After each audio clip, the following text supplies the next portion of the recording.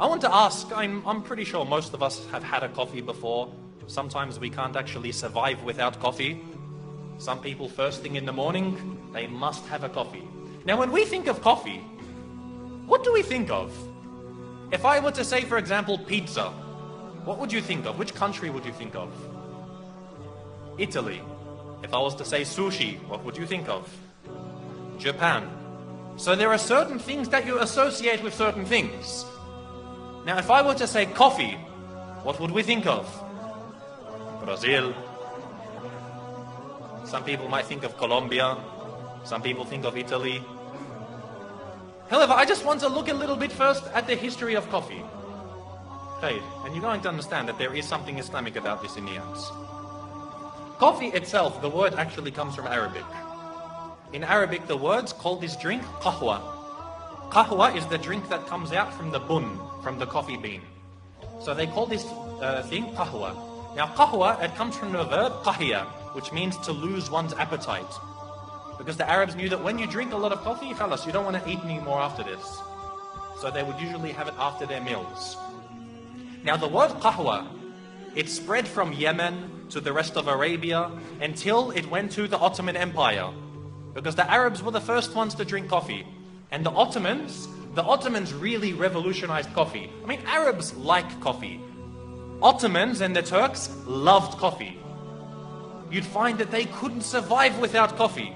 This was every single Ottoman would be drinking it, to the point that many of the scholars of the Ottoman Empire, they stipulated that, of course, as we know as Muslims, a man has to spend on his wife. He has to supply her with a house, with food, with clothing. Otherwise, if he can't do this, it's grounds for divorce. Now, the Ottoman fuqaha also specified that he must give her enough coffee. Otherwise, it was enough to call for a divorce. So the Ottomans loved their coffee. However, the Ottomans, as most of us know, as the Turks today, they can't pronounce the letter waw. Instead of waw, they say it like v. You've heard Ottomans, you've heard Turks when they say, for example, wallah.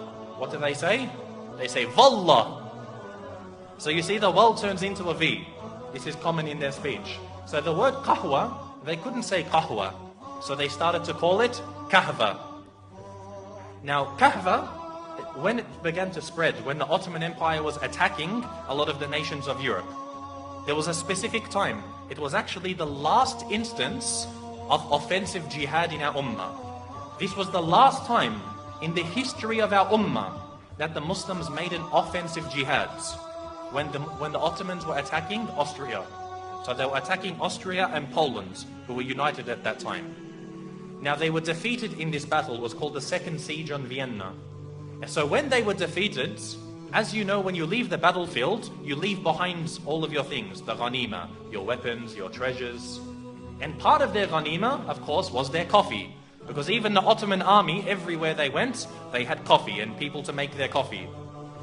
So they left behind their bags of coffee, and the Austrians and the Polish for the first time discovered this new drink. So they asked many of the Turkish soldiers, what is this drink? So they said, this is called kahva. And so eventually it got the name kava. And then from the name kava, it turned into kafa, then into kafe. So you'd see that this drink was a Muslim drink. You see that this drink was a Muslim drink. For a long time, the Pope forbade Christians from drinking this. The Pope, he gave like a fatwa, and he said Christians are not allowed to drink coffee. It is haram for them. Until a while later, one of the later popes, he decided to reverse this decision. He got a bag of coffee and he baptized it in the church. So he said now coffee is a Christian drink. Now this story, the reason why I mentioned this is, as I said, when we start to introduce history, I like to suggest that we know nothing. Every day we drink coffee.